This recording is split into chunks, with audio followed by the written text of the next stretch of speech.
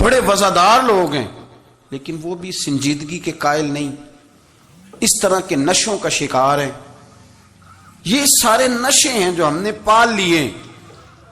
ہمارے صوفیاء، ہمارے بزرگ فرماتے ہیں کہ تم اس طرح کرو، اگر سارے نشوں سے بچنا چاہتے ہو تو سجدے کا نشہ شروع کرو، سجدے کا نشہ شروع کرو۔ یہ نا اقبال کہتے ہیں عطار ہو، رومی ہو، رازی، آپ بات کو سمجھیں، عطار ہو، رومی ہو، رازی ہو، غزالی ہو، کچھ ہاتھ نہیں آتا بے آہ سحر گاہی۔ کہتے بہت بڑا صوفی ہو جیسے فرید الدین عطار تھے، بہت بڑا تصوف کا امام ہو جیسے امام غزالی تھے، بہت بڑا تفسیر کا استاد ہو جیسے امام رازی ہو، عطار ہو، رومی ہو، رازی ہو، غزالی ہو، پر کچھ ہاتھ نہیں آتا بے آہ سحر گاہی۔ اگر سویرے اٹھ کے روتا نہیں نا اللہ کی بارگاہ میں، اگر تہجد نہیں نہ پڑھتا تو کچھ ہاتھ نہیں آتا بے آہ سحر گاہی۔ پھر اس کو کوئی چیز نصیب، میری بات کی سمجھ آ رہی ہے آپ حضرات؟ جب تک آپ سویرے نہیں اٹھتے، آپ اللہ اللہ نہیں کرتے، آپ کو نوافل کا چسکا نہیں، عبادت کا مزہ نہیں، فرمایا میری عبادت کرو، یہ شوق پیدا کرو، میں نے تمہیں پیدا کیا ہے۔ ہم لوگوں کے نشے، مختلف نشے، بڑا عجیب رنگ ہے۔ محفل کی صدارت کرنے والے بڑے پیر صاحب، بڑے القابات، او خو، بیچ میں سے بندہ تلاش کرنے سے بھی نہیں مل رہا، اتنے بڑے لقب ہیں اس کے، لیکن وہ سج سنور کے 2.5 گھنٹے بیٹھا رہا محفل میں، اور نماز کا وقت آیا تو اس نے مختصر سی پڑھی، وہ نکل گیا، وہ ہلکے سے سجدے کیے۔ او اتنا بڑا عشق رسول، نعت کا، او ہو کیا بات ہے، اور عشق رسول کا بہت بڑا پیغام اور بہت بڑا مبلغ، وہ بیچارہ سمجھ ہی نہیں سکا کہ اللہ کے رسول نے فرمایا تو نماز پڑھ میری آنکھیں ٹھنڈی ہو جائیں گی۔ تو یہ نشے کے عادی تو ہیں پر حقیقت کے قائل نہیں ہیں۔ یہ بس ٹھیک ہے خوابوں کی دنیا میں لوگ زندہ ہیں، پر جن کو یہ جو نشہ تھا نا عبادت کا، یہ میرے رسول پاک کی چاہت ہے، یہ میرے نبی کریم علیہ السلام کی۔ آپ دیکھیں نا حضور مہینوں جا کے غار حرا میں بیٹھتے تھے، کیا وہاں تبلیغ کرتے تھے؟ کوئی کتاب لکھتے تھے؟ رسول کریم علیہ السلام مہینہ رہتے غار حرا میں، کوئی نہ مجھے دیکھے، کوئی نہ مجھے ملے، حضور یہاں کیا ہے؟ فرمایا میں اپنے رب کی عبادت کروں گا۔ نبی کریم علیہ السلام نے سجدوں کے ساتھ پتھروں اور پہاڑوں کو آباد کر دیا، سجدوں کے ساتھ۔ آپ کا سجدہ آپ کو بہت ساری چیزوں سے چھڑا لیتا ہے، یہ بہت ساری جگہوں سے جھکنے سے بچا لیتا ہے۔ صوفیاء، اولیاء یہ کیا کرتے تھے؟ یہ سجدے کا ذوق ہی تو پیدا کرتے تھے، سجدے کا ذوق۔ شاہ عبدالعزیز دباغ رحمۃ اللہ تعالی علیہ اپنے مریدوں سے فرمایا کرتے تھے کہ اگر تم پکے نمازی بن جاؤ نا، تہجد گزار ہو جاؤ، تو میرے پاس آنا جانا چھوڑ دینا۔ عرض کی حضور کیوں؟ فرمایا میں تمہارے اور رب رسول کے راستے میں رکاوٹ نہیں بننا چاہتا، اور میرا مقصود ہے تمہیں وہاں تک پہنچانا، جب پہنچ گئے تو پھر میری ضرورت ختم ہو گئی۔ ہاں کبھی وسوسہ آئے، شک پیدا ہو، تکلیف ہو تو آنا، ورنہ میں نہیں چاہتا کہ میں رکاوٹ بنا رہوں۔ تم اللہ اللہ کرو، اس مالک کو راضی کرو۔ میرے رسول پاک علیہ وسلم نے فرمایا بندہ اللہ کے سب سے قریب اس وقت ہوتا ہے جب وہ سجدے کی حالت میں ہوتا ہے۔ کس کے قریب ہوتا ہے؟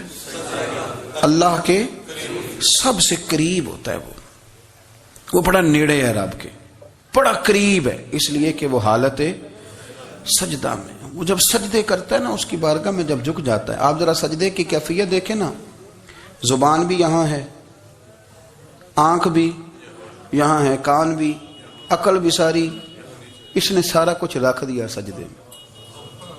آپ وہ کبھی پیچھے جائیں تو دیہاتوں میں کہا جاتا تھا ناک سے نکیریں نکالو، بہت بڑی سزا ہوتی تھی نا، ناک سے نکیریں نکالو، بڑی سزا ہوتی تھی۔ تو اس نے کہا مالک مجھے کسی نے کہا نہیں، پر دیکھنا میں نے رکھ دی ساری عقل سجدے میں، اور رکھ کے کہا کیا؟ سبحان ربی یا اللہ، اللہ میں پست ہوں تو اعلیٰ ہے، اللہ تو میرا رب ہے اور تو سب سے اعلیٰ اتنا۔ اور فرمایا جب یہ اس کیفیت میں ہوتا ہے تو پھر یہ اپنے رب کے قریب ہوتا ہے۔ کثرت عبادت، نوافل۔ ہمارے ہاں عمرے کی قرآن اندازی محفلوں پہ ہونے لگ گئی ہے، حالانکہ حدیث سے ثابت نہیں، میں دوستوں سے کہتا ہوں جائز ہے، کرنی چاہیے، عمرے کی قرآن اندازی جائز ہے، پر کسی حدیث میں نہیں آئی کہ قرآن اندازی کرو عمرہ کرو۔ حدیث میں قرآن اندازی یہ آئی ہے کہ نبی پاک علیہ السلام نے فرمایا تمہیں پتہ چل جائے نا پہلی صف کا ثواب کتنا ہے، تم قرآن اندازی کرو۔ عمرے کی قرآن اندازی کا تو پوسٹر چھپتا ہے، تو یہ والی قرآن اندازی کب ہونی ہے؟ ہونی چاہیے کہ نہیں؟ حضور نے فرمایا تمہیں پتہ چلے کہ اس کا ثواب کتنا تو تم قرآن اندازی کرو، تم قرآن ڈالو۔ جب آپ نماز پڑھ رہے ہوتے ہیں، جب آپ کا مصلی آباد ہوتا ہے، صلاح الدین ایوبی ایک بزرگ سے ملاقات ہو گئی، بیت المقدس پر قبضہ تھا عیسائیوں کا، تو صلاح الدین بڑے پریشان تھے۔ بابا جی کہنے لگے پتر کیا ہوا؟ کہنے لگے حضور پتہ چلا ہے دشمن کے 2 بحری بیڑے اسلحہ لے کے آ رہے ہیں، مسلمان پہلے ہی کمزور ہیں، اور اب اگر 2 بحری بیڑے اور آ گئے تو حضور مسئلہ بن جائے گا۔